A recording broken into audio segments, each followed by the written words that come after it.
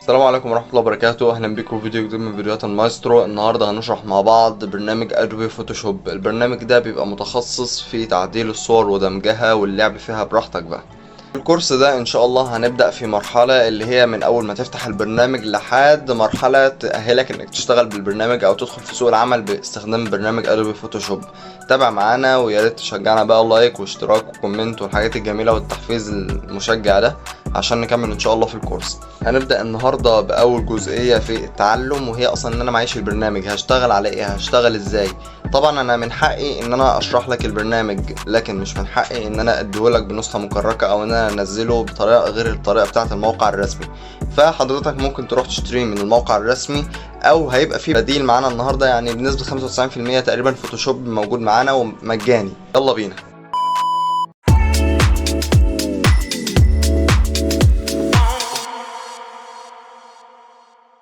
زي ما اتفقنا احنا النهارده هنحل المشكله بتاعت ان انا معيش البرنامج وعايز اشتغل على الفوتوشوب.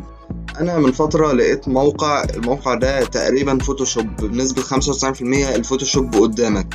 الموقع ده اسمه فوتوبيا ده انا هسيب لك الرابط بتاعه ان شاء الله في الديسكربشن، بس انا فاتحه دلوقتي اهو. هو ده الموقع، اول ما فتحته لقيت ده اللي قدامي. فوتوبيا موقع يعني يا دوب بس اللي هو ايه تقليد للفوتوشوب، بيدعم الروابط زي البي اس دي، الاي اي، الاكس دي، سكتش، بي دي اف، اكس سي اف، والرو.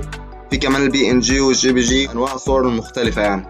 البي اس دي اللي هو ملف الفوتوشوب، الاي اي اللي هو ملف الالستريتور، الاكس دي اللي هو ملف ان ديزاين، وطبعا الروابط الباقيه لانواع الصور. طيب احنا النهارده هنشرح الواجهه بتاعه البرنامج، سواء كانت البرنامج الاصلي اللي هو بتاع الفوتوشوب او النسخه المقلده او النسخه اللي هي المجانيه دي.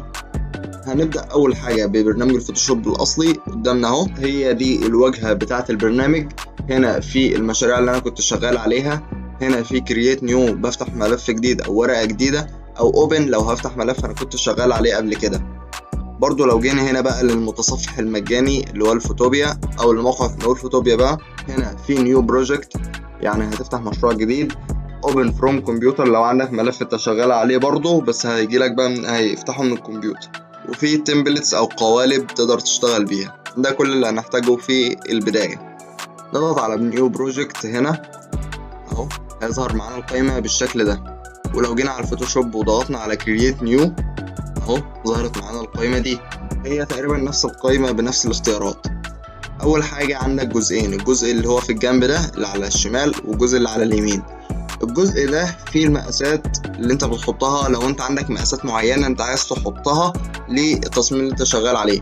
انما هنا في تصميمات بمقاسات معينة، مقاسات ثابتة، زي مثلا تصميمات الصور، التصميمات بتاعت اوراق الطباعة، وتصميمات بتاعت الارت، الويب والموبايل والفيلم والفيديوهات. طيب انا بقى كده عندي مقاسات معينة عايز ابدأ بيها. هنيجي بقى هنا في الجنب ونكتب المقاسات اللي احنا عايزينها. هنا ده العرض وده الطول.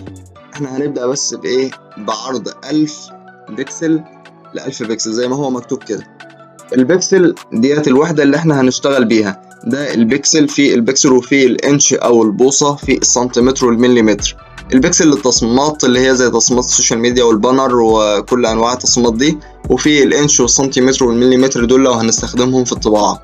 هنا فوق كده في اسم المشروع اللي انت شغال عليه، يعني هضغط هنا، يعني انا مثلا هنا هسميه محمد اهو.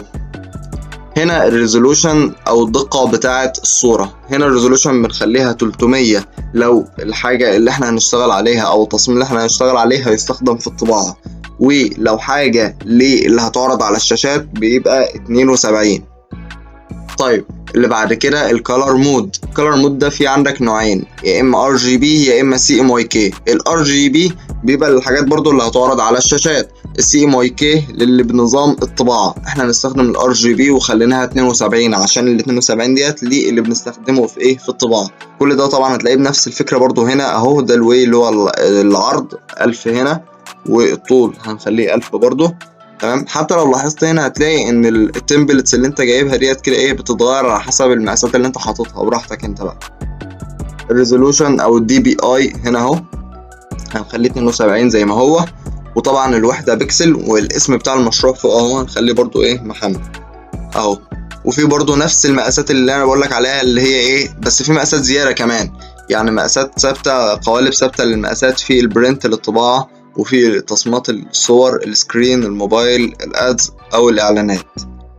طيب احنا كده عملنا اللي احنا عايزينه. لو انت عايز تستخدم قالب من دول براحتك، لو هتبدأ مشروع جديد تضغط على كرييت اهو بالشكل ده، فتح معانا البرنامج كده بالشكل ده.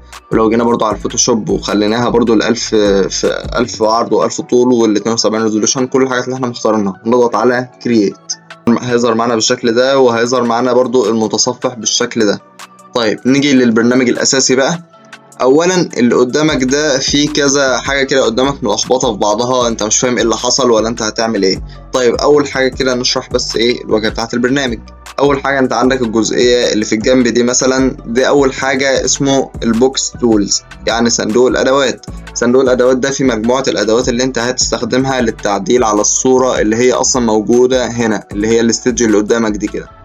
طيب صندوق الادوات ده لو ركزت معايا كده في الجزئيه اللي فوق ده، شايف الجزئيه دي؟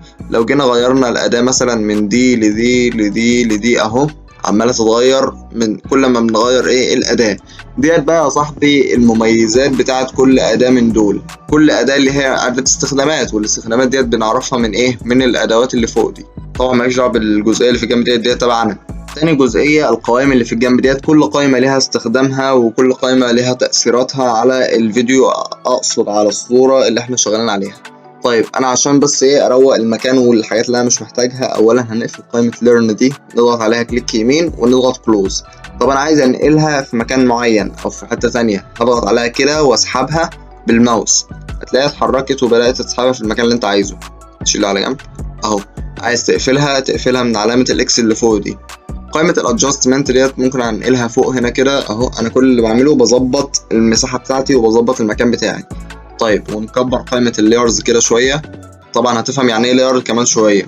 الجزئية اللي فوق ديت القوائم اللي احنا بنستخدمها برضو في التعديل على المشروع. كل قائمة فيها مجموعة من الأوامر، كل أمر بيعمل حاجة، وكل قائمة مهمة على فكرة، وكل قائمة لها استخدامها. هنفهم كل واحدة منهم لوحدها بعد كده إن شاء الله.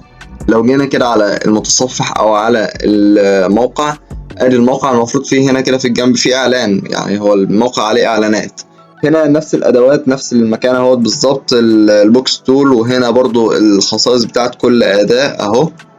طيب وهنا برضو في قائمة الاداء، قائمة القوائم، وفي هنا برضو الايه القوائم اللي انا قلت لكم عليها برضو، اللاير والتشانل، في هنا السواتشز، حاجات برضو مختلفة او شبيهة باللي احنا كنا لسه بنتكلم فيه. وطبعا لو جينا هنا بقى البرنامج، لو انا مثلا قائمه من اللي انا قفلتهم، يعني مثلا انا جيت قفلت الادجستمنت مثلا اهي، عملت عليها كليك يمين وقفلتها كلوز. طب هرجعها ازاي؟ هاجي على ويندوز اهي، وهدور على اسم اللي انا بدور عليه اللي هو جريدينت اهو. مجرد ما اضغط عليها هتلاقيها فتحت هنا تاني. انا اسف، انا قفلت الادجستمنت تاني، ويندوز، ونيجي على ندور على الادجستمنتس اهي، هتلاقيها اتفتحت تاني ورجعت في المكان اللي انت كنت حاطه فيها. طبعا لو انت عايز ترجع كل اللي احنا عملناه ده، اول حاجه بس هتضغط على الجزئيه اللي فوق دي كده، السهم الصغير ده، وهتضغط على ريسيت اسينتيالز، هترجع كل حاجه زي ما كانت، زي ما البرنامج فتح اول مره. هنيجي نقفل ده تاني بقى كده اهو.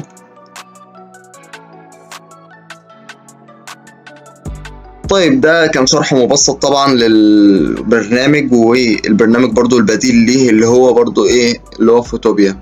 بكره ان شاء الله هيكون في فيديو برضو بنشرح فيه بقى كل أداة، وبنشرح خصائص كل أداة. هيبقى الموضوع ايه، هيبدأ يبقى ماشي بسلاسة. ممكن تجرب كل أداة من دولت براحتك كده النهاردة، يعني تجرب مع نفسك. وإن شاء الله بكرة هيكون في فيديو تاني نازل. أتمنى تكونوا بخير دايما، وأتمنى برضو تعملوا لايك وسبسكرايب وكومنت وشير بقى الفيديو، ولايكات كتير علشان ايه الفيديو ينتشر والكل يشوفه. ابعتوا لكل أصحابك والكل يستفيد. كان معاكم محمد عبادة أو المايسترو. سلام.